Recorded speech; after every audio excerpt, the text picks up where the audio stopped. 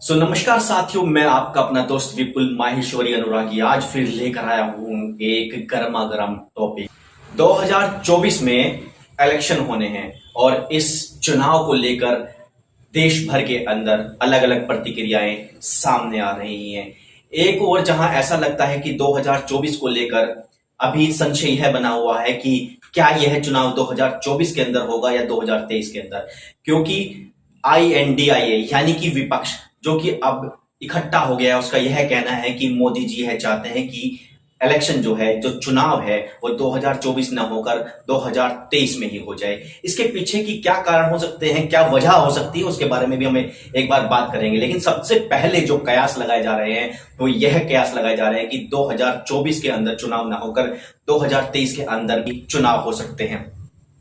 एक और जहां पर अलग अलग पार्टियां अपना दबदबा कायम करने की कोशिश कर रही हैं, वहीं दूसरी ओर मोदी हैं कि रुकने का नाम नहीं ले रहे हैं। लेकिन एक और हमें यह देखने की बात भी है कि क्या इस बार विपक्ष मजबूत होगा, क्या विपक्ष के हाथ इस बार ताकतवर होंगे।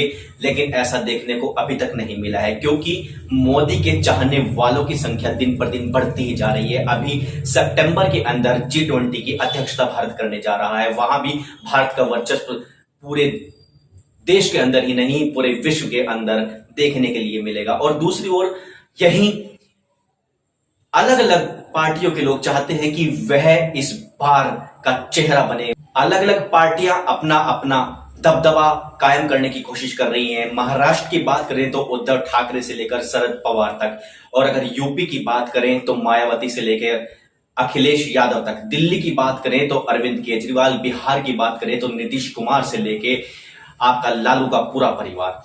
तो देखने की बात यह रहने वाली है कि इस बार का चुनाव किस तरह का चुनाव होने वाला है। एक तरफ पूरा विपक्ष जो है वो इकट्ठा हो गया और वहीं मोदी अकेले अपने कुछ अलायंस के साथ यह चुनाव लड़ने जा रहे हैं। सोचने की बात यह है, ममता बनर्जी ने अभी एक एलिगेशन सरकार के ऊपर लगाया है कि चुनाव को अभी 8 महीने हैं, और उनकी अगर माने तो उनका कहना है कि हेलीकॉप्टर की बुकिंग 8 महीने पहले ही खत्म कर दी गई है। यानी कि वो नहीं चाहते कि चुनाव के वक्त में उनको हेलीकॉप्टर मुहैया कराया जाए या फिर उनको उस समय पर हेलीकॉप्टर उपलब्ध हो पाए। तो इस तरह के कयास लगाए जा रहे हैं कि जो यह छोटी छोटी चीजें मोदी जी इस समय कर रहे हैं, चाहे वो आप गैस सिलेंडर पर सब्सिडी देने की बात हो, 200 रुपए की गैस पर सब्सिडी अभी मोदी सरकार ने दी है, तो यह भी एक उपभोक्ताओं को या फिर आप वोटर्स को लुभाने का एक तरीका हो सकता है। लेकिन कहीं ना कहीं यह मानने की बात है कि अगर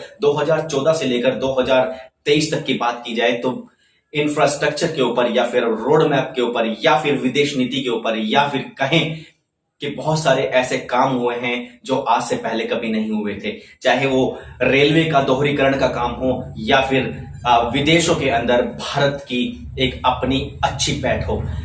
कहने का मतलब यह भी है कि पिछले 8-10 सालों में ऐसी बहुत सी चीजें हुई हैं जिनको लेकर विपक्ष घबराया हुआ है। लेकिन कहीं ना कहीं हमें यह भी सोचना होगा कि अगर विपक्ष अंत तक मजबूत नहीं हुआ तो आने वाला समय बहुत ज्यादा खतरनाक हो सकता है, बहुत ज्यादा आपको विचलित करने वाला हो सकता है। वजह है कि अगर एक तरफा यहां पर मोदी के जाने के बाद में हो सकता है कि यहां पर मोदी जब तक है तब तक ऐसी कोई स्थिति नजर ना आए, लेकिन अगर मोदी के जाने के बाद में अगर ऐसा ही होता रहा तो हो सकता है कि तानाशाही पर भी कोई उतर सकता है।